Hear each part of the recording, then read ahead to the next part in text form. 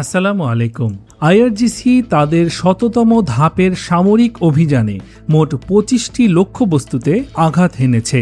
এর মধ্যে সৌদি আরবের রাস আল জুইয়ে অঞ্চলের চেভরন এর রিফাইনারি, জুবাইলে এক্সন মোবিল ও দো কেমিক্যালের পেট্রোকেমিক্যাল স্থাপনা, কাতারের রাস লাফান, কুয়েতের আল আহমাদি রিফাইনারি এবং সংযুক্ত আরব আমিরাতের হাবশান ও ফুজাইরা অঞ্চলের তেল স্থাপনাগুলো অন্তর্ভুক্ত রয়েছে। একই সঙ্গে ইসরায়েলের বেন গুরিয়ন বিমানবন্দর, হাইফা তেল শোধনাগার ও জেরুজালেমের সরকারি কমপ্লেক্সও আঘাত হানা হয়েছে। এদিকে ফার্স নিউজ জানিয়েছে, ইরান হরমুজ প্রণালী বন্ধ ঘোষণা করেছে, যা সাময়িকভাবে আংশিক খোলার পরও পুনরায় বন্ধ রাখা হয়েছে।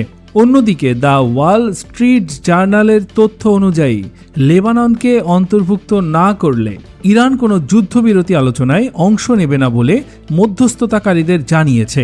জাতিসংঘে পাকিস্তান অভিযোগ করেছে, প্রস্তাবিত যুদ্ধবিরতির শর্ত লঙ্ঘন করে ইসরায়েল লেবাননে বেসামরিকদের ওপর হামলা চালাচ্ছে।